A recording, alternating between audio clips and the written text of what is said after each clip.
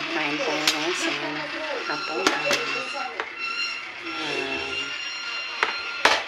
Masabaw sa maulan na parang. ₱500 ang kanyang gastos para rito. Nagpas 300 ang baboy at halagang 200 naman ang sahog ng gulay.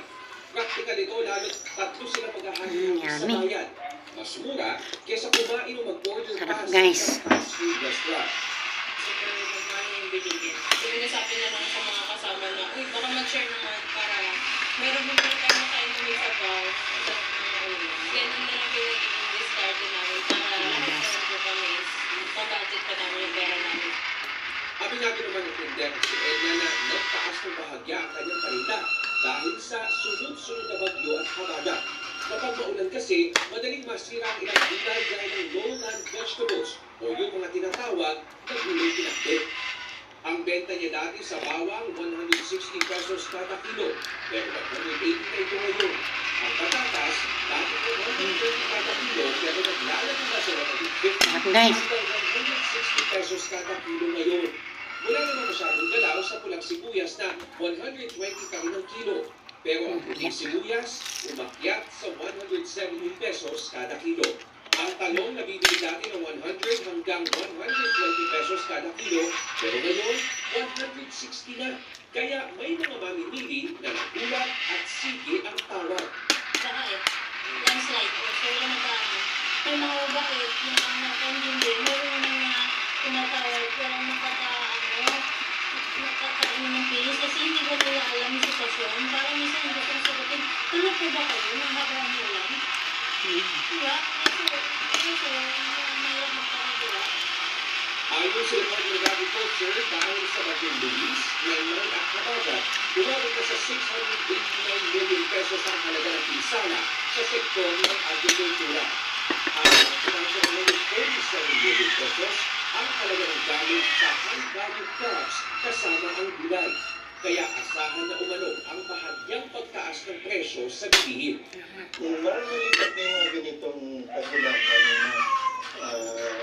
na apektuhan yung gulay natin, nagkakaroon ng mga up to 15%. Yun yung regular namin monitor natin. Yung highland vegetables natin, hindi naman masyadong apektado.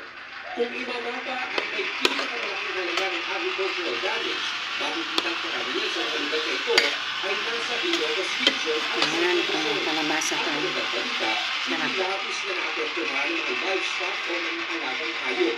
Kaya hindi rin nakakita ng pagtaas ng presyo sa mga taklang baboy, baka at manok. Kung may magandang dulot ang walang tigil na ulan, ayon sa DA, ito ay ang muling pagtaas ng antas ng tubig sa mga dam, kung saan ang higit ng halaga at kailangan ng mga nagsasaka sa susunod na taon kung saan inaasahan ang mga epekto at sinasabing Super El Nino. Rafael Rosano, ABS-CBN News.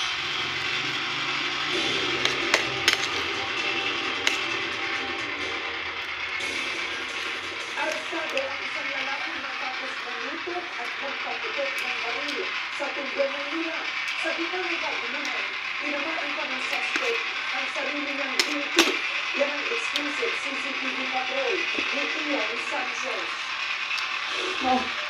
Puputok ng baril, kaya naman yung binti niya. Nagkantangan ang grupo nito sa isang bahay sa Barangay 50 ng Manila, Webes sa kanilang araw. Nagbigaran sa baril ang lalaki ito. Bago sinusok sa bewang habang kausap ang sa babae. Ilang saglit lang, pumalis ang lalaki. Pero pagbalik niya, Kain na dyan. Sige ba boy? Kasi mo pinakain tayong kanin. ilang kasong komprontahin ng ilang kainuman. Pero pinili sila ng iba. Nagulat kami kasi mga mga bata. Dahil nag-ano kami sa kanya na, bakit kailangan maglabas ng kanya? Yung mga bata dito, mga pwede, ilan na lang.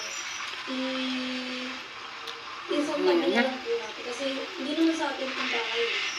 Kasi nakikiinom lang tayo dito. Sa isa pang video sa labas ng skinta, makikita na kaupo sa kalsada ang lalaki matapos siyang muling nagputok ng baril. Sinubukan naman ng agawin ng ilan nakakita ang baril. Pero ang Ngayon, mga takuhin niya. lalaki ang lumama sa kanyang binti. Agad naman tumawag ng pulis sa mga responde ng barangay kaya na-arrest ang lalaki. Nakakita niyo yung nagwawalang gamit ng tao. Para kayo sa akin, bakit ito sa consume. Ba't may consume sa bayi? Ay, walang masagot ng maglalagay ng tao. Ginawa rin ng lalaki sa ospital kalaunan. Ayon sa barangay, posibleng na kayo mga suspect na mangyayari ang insidente. At kapagalaman may mga inuuhan ng mga baril sa ibang kanya sa barangay. May nangyari palapunan bilang pag-sleep bago ito sa ngayon. May mga tinutulang na kabataan. So yung mga kabataan, hindi naman nakasagot ko dahil natakot dahil may dalang baril. Kung sino-sino yung pinagtatandang, nagwawala ka lang. Lumalabas din dati na nakulong ang suspect sa kasong illegal possession of firearms. Tumanggi naman magbigay ng pahayag ang mga kaanak niya. Sasampahan siya ng mga reklamong grave threat, alarm and standby, at paglabag sa Comprehensive Firearms and Ammunition Regulation Act. Ian Sanchez, ABS-CBN News. Isa ang patay matapos mabangga ng truck ang isang food truck sa Osamis City, Misamis Occidental nitong Webes. Sa kuha ng CCTV sa intersection ng barangay Karanga galing sa ang truck sa airport access gate habang patungo naman sa barangay Pagabere ang report. Hindi naman nagbigay ang lahat sa intersection ng dalawa kahit may signal light pa. Sa lakas po ng banggaan, nagkaroon ng matinding sulat ang driver ng e-truck sa kanyang ikinasawi.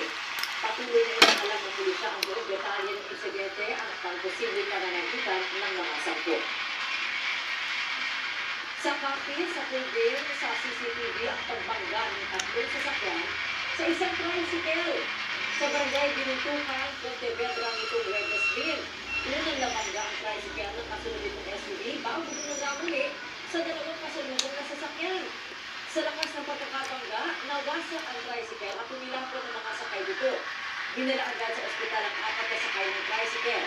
Hindi naman nasugatan ng mga driver ng tatlong sasakyan na nasa kustodiya na ng Pontevedra PNP.